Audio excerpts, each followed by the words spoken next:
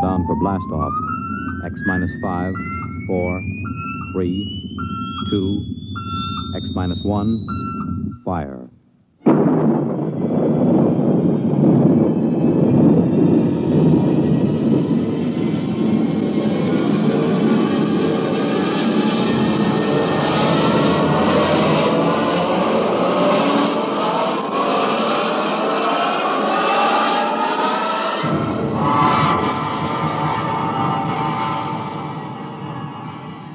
From the far horizons of the unknown come transcribed tales of new dimensions in time and space.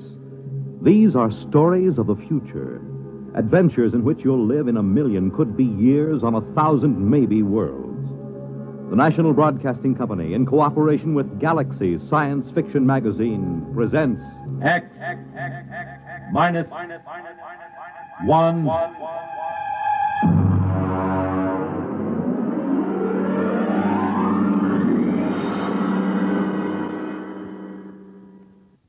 Tonight. The time is 1965. The place, a golf course. The story, open warfare.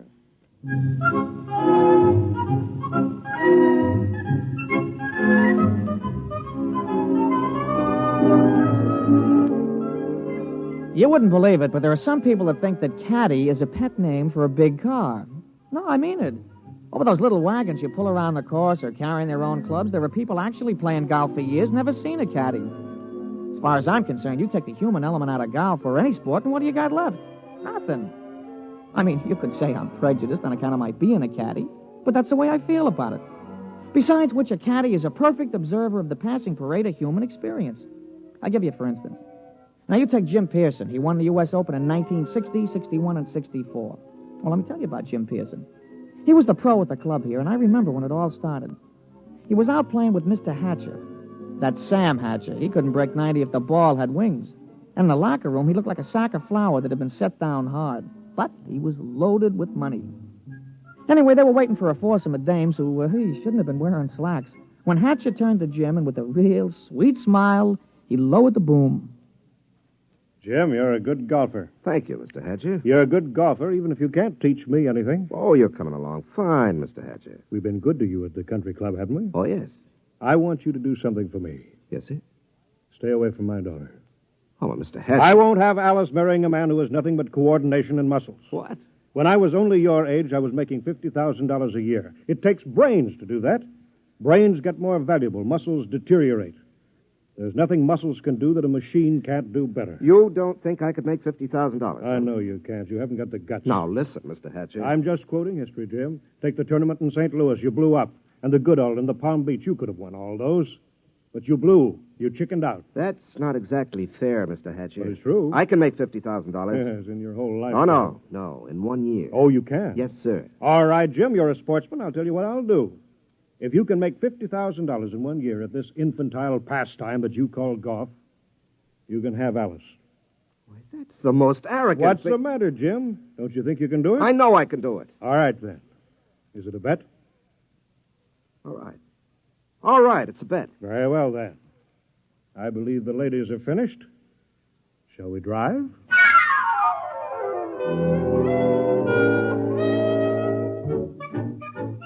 Naturally, old man Hatcher set a trap for him. And I guess it worked pretty good, too. Jim knew I heard the whole thing, so he used to talk it over with me. Hey, I've been doing real good this season, Mr. Pearson. Sure. Been away on the whole circuit. I haven't seen Alice more than 1 day at a time in the last 6 months. You, hear from Miss Hatcher? Oh, yes. Yes, I got a telegram right after I won the first tournament. It said, and I quote, "I won't be bought and sold. Signed, Alice." She found out about that bet, huh? Yeah, I'm sure her father made sure she did. Wouldn't it frost you? It did. It cost me $5,000 in tournament money, and then I just got mad. You know, the cold mad, the kind of mad that puts 20 yards on your drive? Yeah, I know what you mean. Sometimes when I get sore at the caddy master, I go out to the driving range. Bango! Every time you hit it, you got it right between his eyes. Yeah, that's the idea. Every time I slam a ball down the fairway, I feel as if I've just belted Hatcher right behind the ear. You, still figure you got a chance? Oh, I'm going to get that $50,000 this year, all right. I'm going to win the U.S. Open, and that's worth $25,000 in cash plus vaudeville appearances or Ed Sullivan's television show or something. And I'm going to take the money and I'm going to lay it in front of Alice and I'm going to say, I wasn't buying you. I was buying the right to tell you I love you. Ah, gee, that's pretty. All right, never mind. Give me a number 7 iron.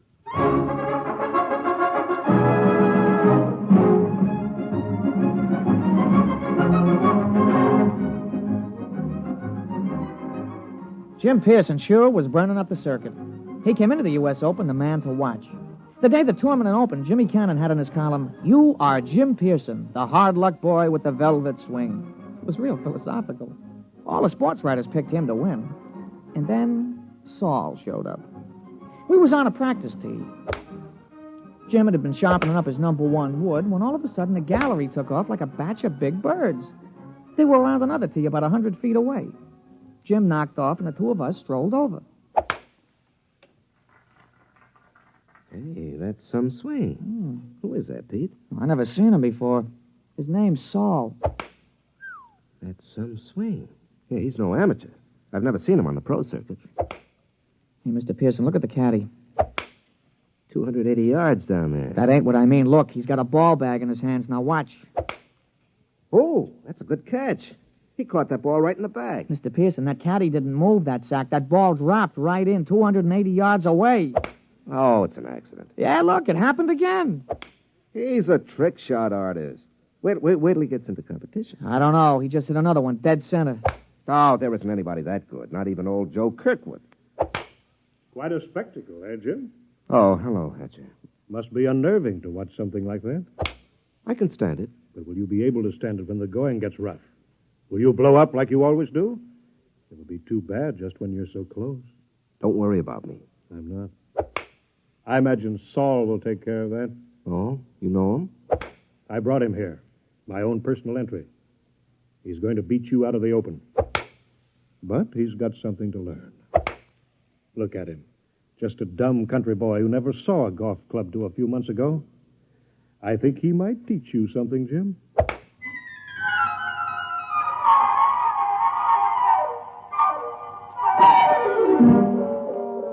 I could tell Jim was going to have a good day the minute he took his driver out of the bag. He took his practice swings, and they went around clean, grooved, and loose. I would have bet my shirt on him. As a matter of fact, I did. The crowd was sympathetic. They wanted to see him burn up the course. Well, Pete, we all ready? Yeah. What's this? New kind of golf ball? Oh, yeah, a young fella from the A.B. Wells Sporting Goods Company. He slipped me a fin to talk you into using these balls. Well, I don't know. They any good? Yeah, I figured. They guaranteed they had 20 yards to every drive. I sure could use 20 yards. Well, he's going to come around to see you later. He wanted to sign you up for testimonials and advertising and things. You know, the golf ball used by Jim Pearson when he won the U.S. Open, that kind of thing. There's a lot of dough in it. Well, we'll give it a try. Let's tee up.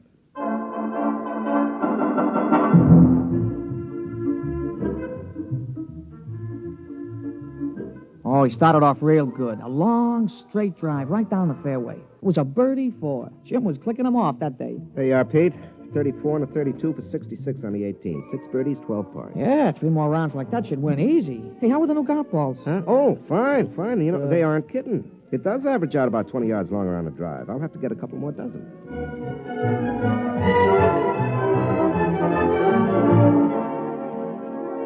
We went around to watch Jim's score being posted on the big board. Most of the field was still out, but he was ahead of the closest competitor by 3 strokes. Who's that? Oh, somebody coming down the 18th. It must be a hot round. I'll be posting it in a minute. Oh, Saul. Hmm? Yeah, you see, there he is walking through the crowd. Yeah. Well, here comes the secretary with the score. Hey, Mr. Pearson, look at it. 32 and 32, 64. 64? That's a new course record. Yeah. Well, it's only the first round. New course record. Look at that. 3s and 4s, 3s and 4s. He ain't over 4 for the whole day. What's the matter, Jim? You don't look well. 1 round is not a tournament. Well, comfort yourself while you can. Saul's just getting warmed up. He's that mythical thing, the perfect golfer. But he's dumb. No brains, Jim. No brains at all.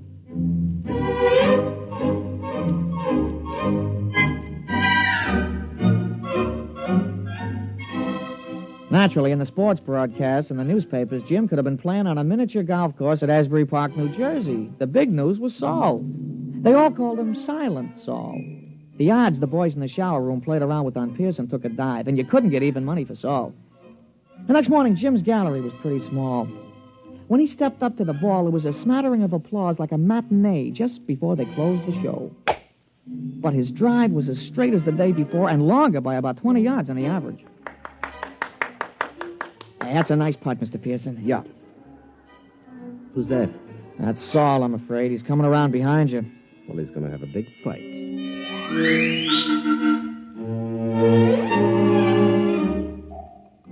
Jim's second nine was a duplicate of the day before. Another 32. He equaled Saul's record-tying score of yesterday. Then when we came in to read it on the big board, he looked like somebody hit him on the head with a driver. Look at that, Pete. 31 out, 31 back for a 62. He's got me by 2 strokes today. And 4 strokes in all. What do you got to say, Jim? Oh, nothing, Mr. Hatcher.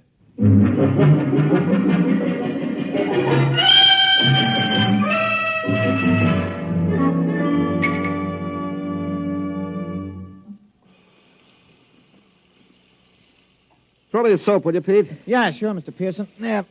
Thanks. You know, there's something wrong, Pete. Just doesn't happen this way. That's tough luck, Mr. Pearson. Oh, no, it's not that.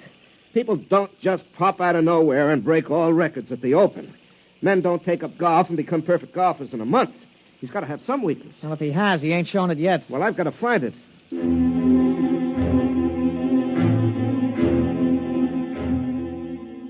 Jim was out the next morning, and he came in with a classy 32. On the back nine, he slipped a stroke to 33. He was still 4 down. He shook off a couple of reporters who were trying to egg him into a feud with this Saul, and the two of us just hung around in the crowd watching Silent Saul. His first drive went a clean 300 yards down the fairway, straight as a ruler. Pete, there's something about his swing. There's something about it. I've seen it before. Oh, you never saw that Silent Saul before, Mr. Pearson. Still, there's something about his swing.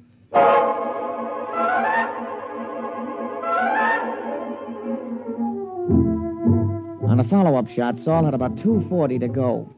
He took a club from his bag and took a few wiggling gestures, set his driver behind the ball, and swung.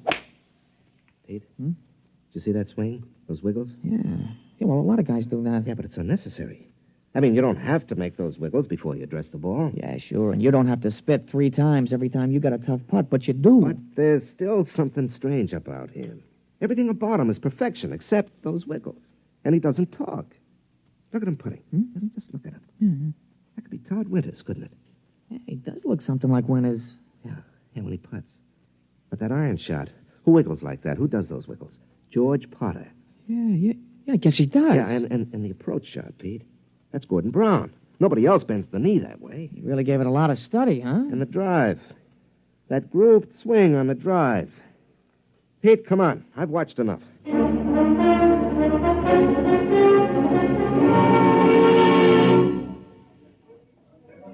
Ah, Pearson, a 63, I see. You're 6 strokes behind with 1 round to go. You want to give up now? I don't think I will. I think we'd better talk about it privately. Oh, that won't be necessary.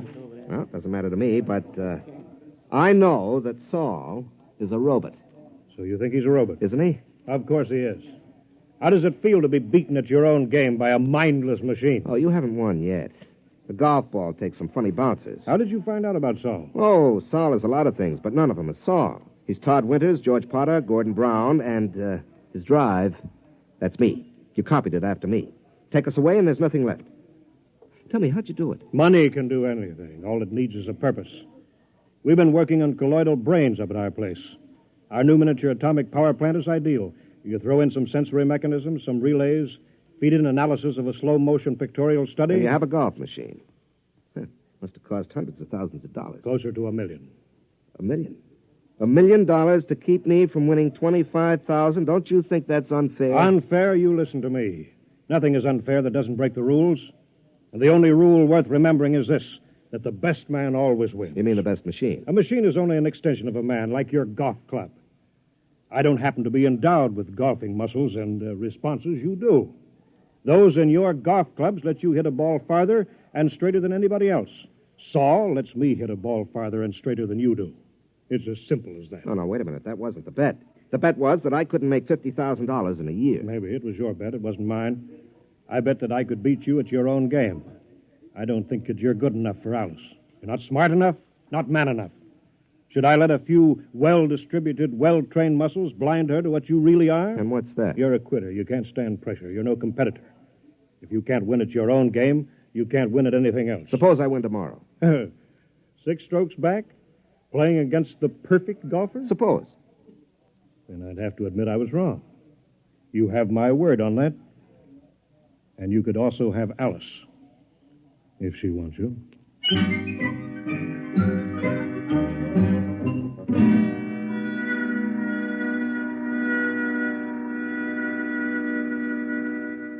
Somewhere, Saul must have an Achilles heel. Pete, the prime fact about man is his adaptability. Yeah, sure.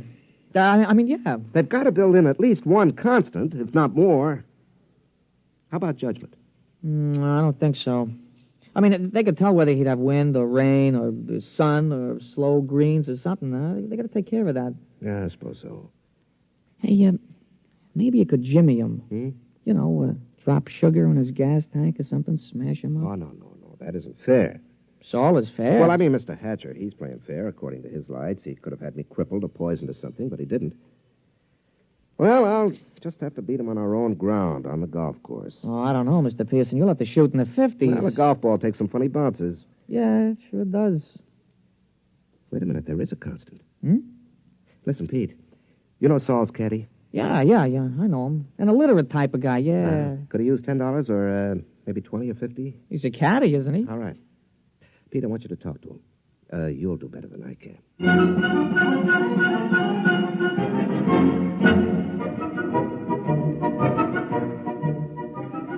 The management of the tournament is no fool. They know which side their television rights are butted on, and they had Saul and Jim paired for the final round.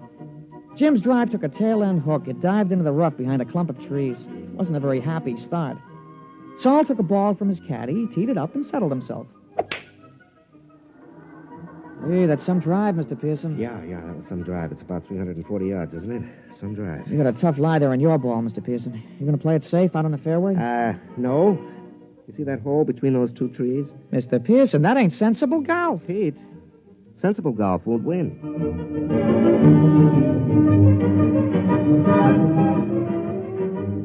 Well, he made it. The ball went through the opening and rolled to a stop just in front of the green. Saul's easy 4-iron shot was dead on the pin all the way. But it hit the back edge of the green and hopped into the rough. Jim took an easy putt for a birdie, and Saul's recovery was long, and 2 putts gave him a par. Well, that's one of the strokes I need. And that's the way it went. Jim's game sparkled, and Saul's game kept finding trouble. For the first 9, Jim came in with a scorching 30, while Saul came in with a 33. Kept on like that. Saul kept overshooting the green. They came into the 18th hole with Saul still 2 strokes up. Now, look, don't you worry, Mr. Pearson. You're going to tie him for sure. Oh, that's no good, Pete. By tomorrow, his game will be on again perfectly. Jim's drive sliced behind a fringe of trees. He had to shoot blind. He made it on the green, about 25 feet from the cup. Okay, Pete. This is it. Saul's in for a 5. Don't you worry, Mr. Pearson. Don't you worry. Okay, I won't. He lined it up. He studied the green. He noted the slope and the lay of the grass. And then he stroked the ball.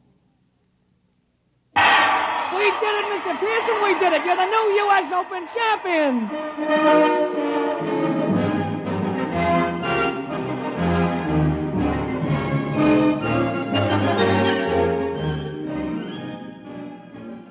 Well, we finally busted loose from the television and the movies and all those hangers-on, and we ducked around the back to the pro shop, where we run into Mr. Hatcher. How did you do it? Well, Mr. Hatcher, under extremely restricted sets of circumstances, a machine is better than a man, but over the long run, over the gamut of situations, a machine doesn't have a chance. Just can't compete. I still don't understand. It cost $1 million. $1 million. Here, have a souvenir. You can take this golf ball. No. Look at it. That's the ball Saul was using. What? Mm-hmm. Well, that's another brand. That isn't Saul's regular ball. That's right. It's a new one. Guaranteed to add 20 yards to the average drive. But that's unfair. Well, your robot was built in with one constant. It had to be a golf ball. Well, it just couldn't adapt to a better ball. But that's not fair. Why, that's... Well. Uh-huh. How about... There are no perfect golfers, Mr. Hatcher. There are only good ones and better ones. But Well, I've been thinking about this robot of yours, and I'll be around in a few days to talk to you at your office. Huh? About what?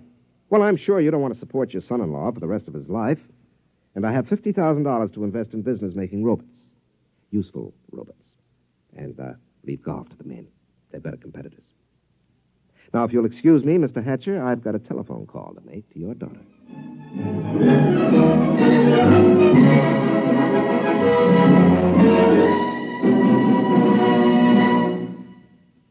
You have just heard X-1, presented by the National Broadcasting Company in cooperation with Galaxy Science Fiction Magazine, which this month features The Other Celia, a story which proves that something drastic should happen to all snoopers, but nothing as shocking and frightful as this.